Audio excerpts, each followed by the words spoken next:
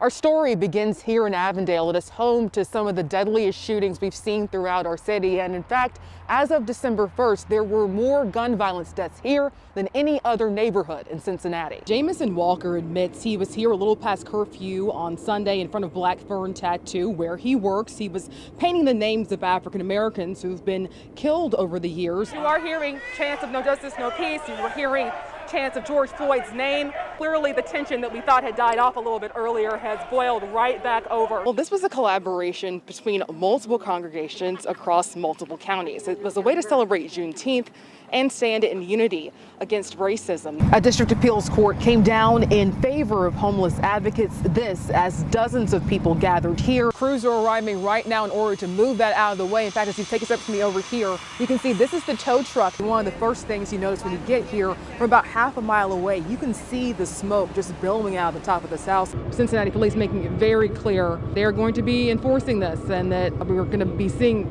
perhaps a heavier presence than we've seen in the past couple of nights. In fact, we've just seen the last of our protesters loaded up onto this metro bus here. So you go ahead and take a look over here. They're about to go ahead and pull off. Many of you have reached out, worried you or someone you know may have the coronavirus. So we spoke with the health department, and it turns out you have a few options. Union Baptist now has $400,000 in the next 3 years to begin breathing new life into this historic cemetery. Yeah, good evening, guys. It is not unprecedented for poll workers to be here throughout the night, and that will certainly be the case this time. COVID-19 has turned what's already a pretty complicated voting process on its head. Jamison Walker admits he was here a little past curfew on Sunday in front of Blackburn Tattoo, where he works. He was painting the names of African Americans who've been killed over the years on the front window here with the owner's permission, and that is when police arrested him. For Jamison Walker, art is more than skin deep. So when protests began, Walker and his co-workers used the front of their Court Street business to showcase their support. So that we can show the people that we're with them. He says he was nearly done when officers showed up to arrest protesters breaking curfew and walked up to him. Walker says he asked an officer's permission to finish up and thought he was in the clear. He was not. Officers can be heard in the video saying to go inside. Walker says another officer blocked his path. And when I did turn around, they pushed me up against the glass and then pulled out their tasers. It was all emotional. I started crying. I started screaming. Mariah Johnston, who was also outside and was not arrested, recorded the video. This is going to hurt really bad. I'm going to see him in pain, for over, a curfew. I was terrified. Walker was charged with misconduct at an emergency for breaking curfew and spent the night in the Hamilton County Justice Center. Days later, Walker, who grew up wanting to be a police officer, still doesn't think the confrontation had to end in arrest. I'm not one to fear people, and in that moment, I was so fearful because I knew I couldn't fight back. Even though you could see in the video, I'm yelling, hey, I work here. I'm a father of 2. I'm not the aggressor right now.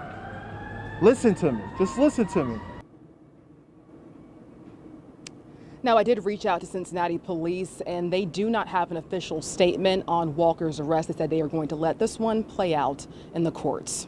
Reporting live, Kristen Swilley, WCPO 9 News. Our story begins here in Avondale. It is home to some of the deadliest shootings we've seen throughout our city. And in fact, as of December 1st, there were more gun violence deaths here than any other neighborhood in Cincinnati. We spoke with a shooting survivor who's now Avondale's staunchest advocate against violence.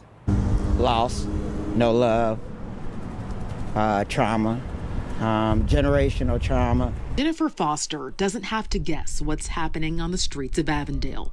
7 years ago, she lived it. In 2013, actually, right in this spot is where I received my gunshot wound. Foster was an innocent bystander sitting outside her building when a car pulled up and bullets started flying. She walked our crew and our partners at the Cincinnati Herald through that painful and transformational night. I remember sitting down and I remember, seeing the guy come out the sunroof of the car. And when he started shooting, I actually thought that I had made it in the house, because the normal reaction being in an area like this is run. You know, you want to get out of the line of fire. She was shot in the left leg and is now on the path toward making her neighborhood safer. And I wasn't going to lay down and just say, okay, what's going on with the violence in the community? I'm going to do something about it. She's played a key role in multiple programs designed to improve the quality of life here and even joined Avondale's Community Council. I had to do my part. But her most important role may be as a mother-like figure in this neighborhood's village. We have to be more active in the community. We have turned a blind eye, you know, and to a lot of the things that's going on. And there just need to be more role models. And while Foster believes she is making progress, William Franklin feels frozen in time. Not much has changed. Still don't know anything. Still don't have any answers. In July of 2019, his 14-year-old son, Cameron, was shot and killed in Price Hill. No arrests have been made. Apparently everybody doesn't know nothing and wasn't there. And yeah, that's the aggravating part. In the year and a half since Cameron's death, Franklin has worked with local activists on a plan to address the uptick in shootings, one that includes more funding for things like after-school programs. But he's still waiting on something concrete.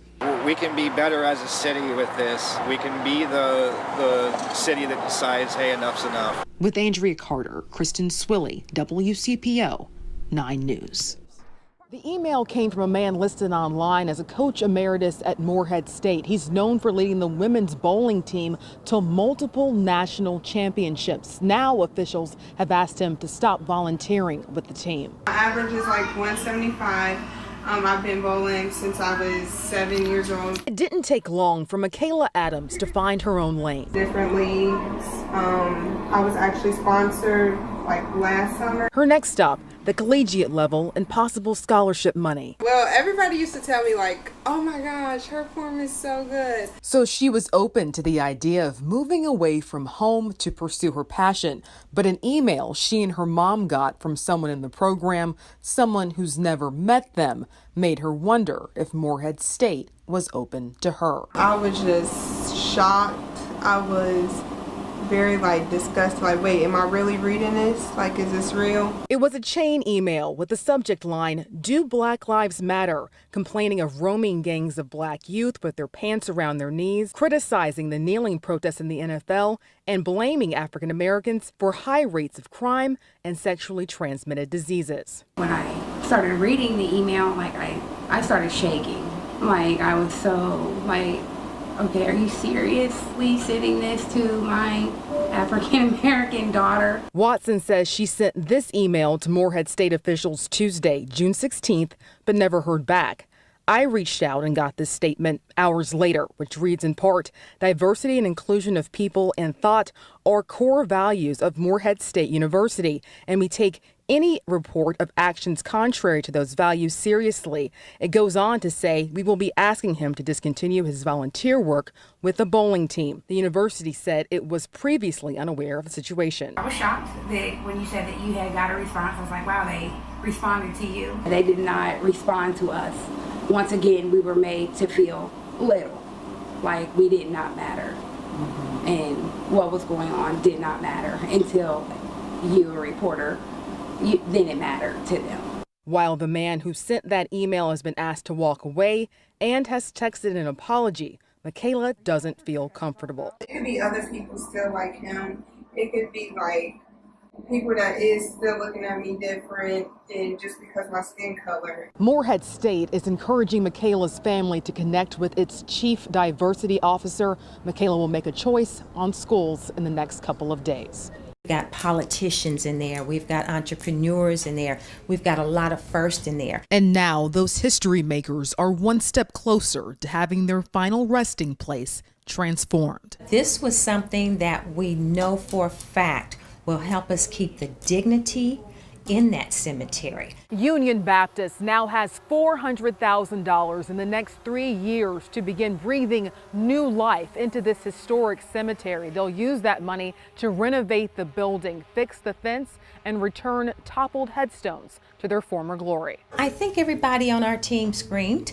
I think maybe 2 or 3 days later, we called each other and said, I'm still screaming. We first brought you Union Baptist's story in August of 2019, shortly after the cemetery was vandalized. At the time, Union Baptist had a GoFundMe with less than $200.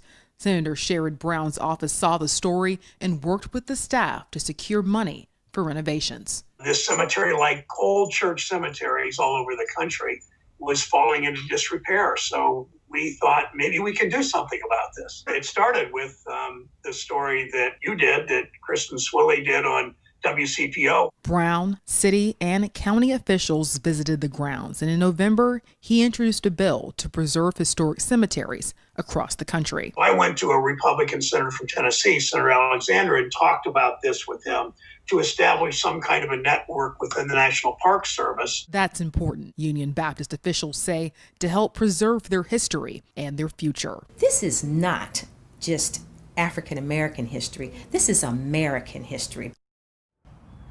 Jared Ward grew up in Avondale, and he's the founder of Baller Sports Group. It's a program designed to give kids a better shot at life. Family on three, family on three. 1, 2, 3. Job. On this court, it's about a lot more than running up the score. I played hard. All right, everybody listened to what was going on. I can't be more happy. The players will tell you that's because the biggest wins come courtesy of the coach. I mean, he a good person. He'll teach you some stuff, and he's just a good man in general. Everything that so far that I see him, everything he say positive. He never in a bad mood, nothing of that. Jared Ward is from Avondale, where he says not everyone gets a fair shot. He spoke to us in the neighborhood where he grew up, a place he's now trying to help. Here, a lot of our kids grow up early. They're left to be babysitters. They're left to be fathers. They're left to be mothers. And it's hard for them to actually be kids. Ward knows his life, like many here, could have pivoted or even been cut short. The fact that I have 2 older brothers who never made it past the age of 21. I have friends who never got to have kids. I know girls who die young. He says he's here today because of mentors he met at a local Boys and Girls Club. So me knowing that and knowing that it's a shortage, I spread myself thin and I make sure that I'm able to touch every single kid that comes around. That's where the game comes in. A self-described youth advocate and athletic director for Elevated Excellence Sports Academy, Ward also runs Baller Sports Group, a nonprofit designed to be an outlet for kids once in his shoes. It means a lot because, like I said, it keeps my kids busy. Keeps them out of trouble, which is very important in these days and times. He also makes a point to focus on mental health. That kids can talk to people, kids can go to their coach, kids can go to a therapist, or they can go to anyone that they respect to be able to vent and receive that different type of love that only certain people can give. Because on this court, Ward believes every player can make it with the right fans cheering them on. That's what keeps me going, to know that any day could be that day. But for the kids around here to know that I have a voice, I've been them. I've been down in the dumps. I didn't have anywhere to go. I've been that person who got in trouble in the police car on the way to the district. I've been that person. But I also know that it's a better way. With Andrea Carter, Kristen Swilley, WCPO 9 News.